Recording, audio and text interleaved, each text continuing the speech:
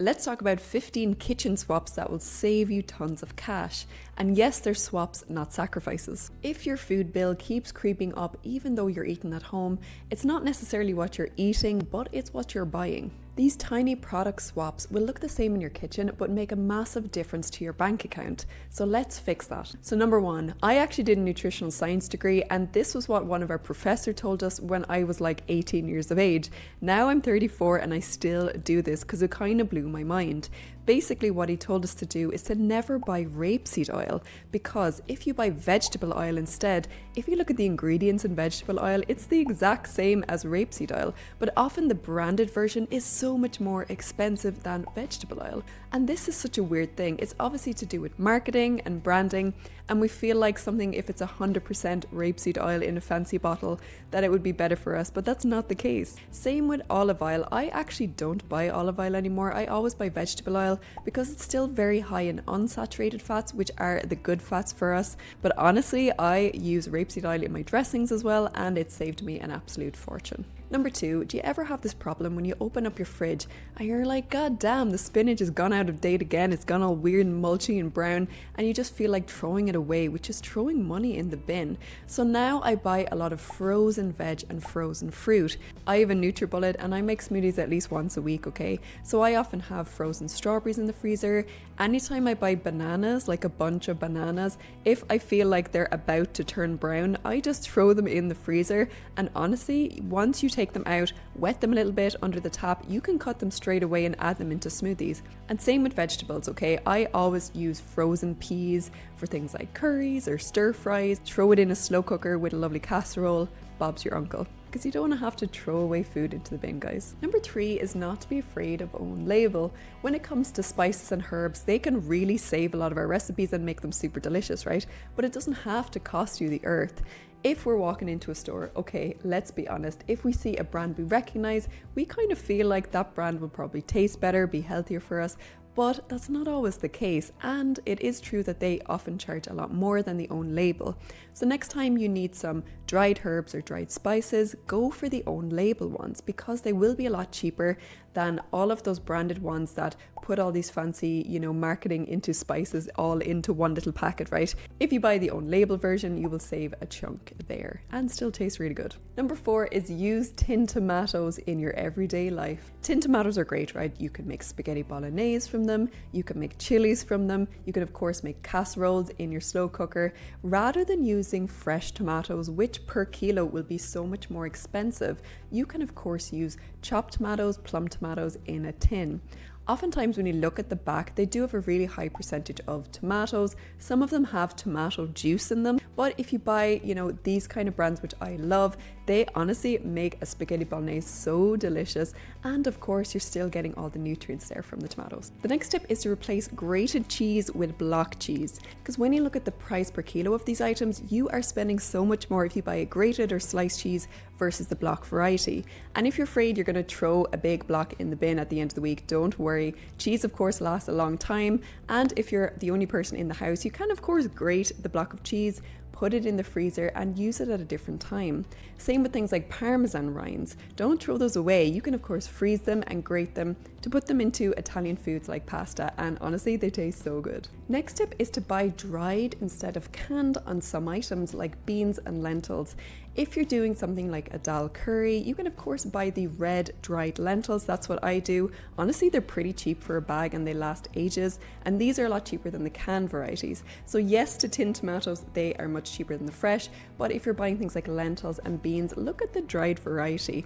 And it's great because they last so long in your cupboard if you do love a bit of a lentil curry every now and again like myself. I honest to God use this recipe down below that I got from Pickup Lines, and I probably do this curry recipe at least once every 2 weeks. So I'll drop it down below. It's no affiliation or anything, I just think it's really good. Next tip is to use oats instead of branded cereal. Now not everyone loves porridge, but if you do, it's of course a great source of energy, it's got fiber in it, and it's actually proven to reduce cholesterol. So if you're really struggling with high cholesterol, they say to add in more oats into your diet. And of course, it will keep you fuller for longer, so you're not snacking as much and wasting away all those pennies on chocolate bars, okay? Because a lot of the branded cereals, they're not necessarily great. We all know brands like Kellogg's, and sometimes they are good because they add in fortified nutrients and vitamins and minerals into their cereals, okay? However, not all of the branded cereals do this, so if it is a way for you to get in extra nutrients that are fortified, go for the branded cereal. But when you look at the prices and actually the sugar content in a lot of these cereals, you're better off eating things like porridge, which doesn't have any sugar in it, unless you add sugar in at the end, which kind of is counterproductive. Next tip is to switch from cling film into reusable containers. But I've started to do this switch from plastic containers into more glass ones, or ones that don't have, those very bad chemicals that people talk about, right? It's really important to look after ourselves and not just get the cheapest thing going. So if you buy things like glass, it's less likely that that plastic taste will be in your food, and also they clean better as well, I found. So you're not going to get that weird spaghetti bolognese rim around a glass container. So have a look in your cupboard and switch out things like cling film and things that you would throw away into more reusable items that are best for you.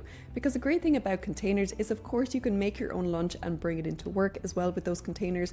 Or if you're even traveling and you're going to a hotel with a buffet, bring a tiny little container and take a croissant for a snack later in the day. So when you have these things, it will make you realize that you can just bring food on the go and not have to fork out loads of money when you're out and about. The next tip is to choose the Wonky variety. It's not all about having the most perfect looking blueberries in the world, okay? Or the best looking carrot, okay? A lot of supermarkets will have a Wonky brand where they will sell basics like carrots or mushrooms that maybe aren't specifically perfect or how you would imagine them to be. But honest to God, if you're just going to chop up a carrot anyway and put it into a casserole, it doesn't matter what the heck it looks like beforehand. They all taste really good and they all have really good nutrients in them. So look for Wonky varieties. There are also these boxes that you can buy Wonky varieties of veg and fruit as well in the UK. Do you guys have them in America as well? It's such a good idea. And also it's a good way to try out seasonal fruit and veg as well. So you're not just buying things from abroad that have used, loads of air miles to get to where you are. It's important to eat really healthy, but also look after the world as well. So if you can eat seasonally, that will help your pocket and, the world. The next tip is not to be conned into buying lots of paste and jarred versions of things such as garlic or ginger or things like that. I have said this before that I used to often use those lazy garlic little tubs, right? Which is kind of silly because a bulb of garlic is so much cheaper than the lazy version of it, right? It's so bonkers. And the great thing about ginger is, someone taught me this, is that you can just freeze the ginger thing, and then when you want to use it in something like a stir fry, you just grate the ginger in from frozen. It's great, and it's actually quite a bit cheaper. Next tip is to use plain yogurt to substitute things like creme fraiche or cream. So when we use plain yogurt, it is of course so much healthier, but it is a lot cheaper as well. And the thing is, if you only have one big ass pot of yogurt in the fridge, you can use that yogurt for things like fruit and nuts and have it as a snack, but you can also use it, on top of curries instead of creme fraiche or, sour cream and things like that for Mexican cooking. So it's about being healthy, but also using something that can be versatile in lots of different meals. The next one is to swap out some meats for lentils or jackfruits or more chickpeas in your life. It's okay, not everyone here has to be vegan. I'm definitely not vegan. I love meat, okay, don't get me wrong. It's important to get your protein in and to make sure you know what you're eating to get the right amount of nutrients in, right? But when you have things like chickpeas or lentils, they are of course way cheaper than a lot of meats. So why don't you switch it up? So once or twice a week, you could do, a new vegetarian meal for yourself, try out new recipes, try out a new grain you've never tried before, and then the next day you can be like, no, I just want a really meaty dinner and that's what I'm gonna have, okay? So give it a go because you never know. Honestly, I was very skeptical about, vegetarian dinners. I was like, nah, man, I need my meat, I need my beef, my chicken, my fish, right? But honestly, try it out and you'll be pleasantly surprised that actually it's pretty damn good. The next tip is not to buy the teeny tiny bags of stuff, but get the big bags. I'm talking rice, I'm talking pasta, I'm talking stuff that will last a long time in your cupboard, in your kitchen, okay? Because when you buy the small bags of rice, they are so much more expensive per kilo than, of course, the bigger bags of rice. Now, it all kind of depends. If you have a really small kitchen and you don't have a lot of storage, it can be a little bit tricky. But use your imagination, you know. I have these things in the kitchen, which I honestly adore, and they're like these little storage jars with a little bamboo lid, and I have rice and pasta and lentils in there. And honestly, I love walking past them every time because it just looks really pleasing to the eye. So be a bit creative with how you store your grains, and it will also honestly help out your bank account too. Next tip is to step away from the liquid. I'm talking stock. Don't buy liquid stock, okay? If you really don't want to make stock from scratch, fair enough, because it can take time.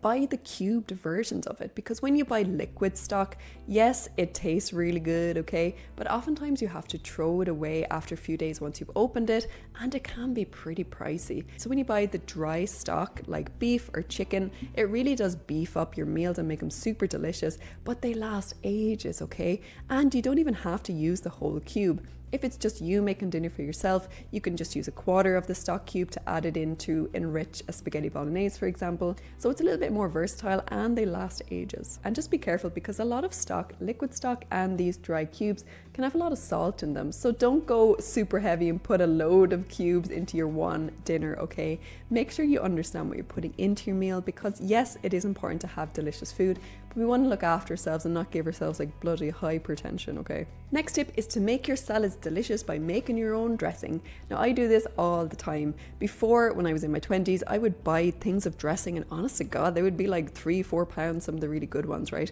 So what I do now, honestly, is get some oil. So I use vegetable oil, or sometimes I will have olive oil, and then use balsamic, and then maybe some mustard, maybe some honey, all these things you have in your press in your kitchen. Honestly, just whip them all up, bit of salt, bit of pepper, a bit of lemon if you're feeling fancy, and put that over a lovely salad. It honestly tastes so good, especially if you've got something like feta in there, or cucumbers, or really, you know, bright zesty tomatoes with tuna or chicken, whatever meat that you want, okay? Honestly, it tastes so good. In fact, I'm feeling quite hungry even just talking about it. You don't have to spend loads of money on these dressing jars, because actually they add in sugar and extra salt in there, so that's why they probably taste good, because of all the sugar, but they're not necessarily good for you. So if you know exactly what's going into your food, you can of course save money by using what you already have, and actually be a lot healthier for you too. Do you guys have any other kitchen swap tips that you can share with everyone here? I'm super interested. I read all the comments always. I think this video here will really help you guys save even more money at home. So if you found value in this video, if you could subscribe, that would be great. Or even just a little like, that would be grand, but no pressure. All right guys, thanks for watching, and I'll see you soon. Bye.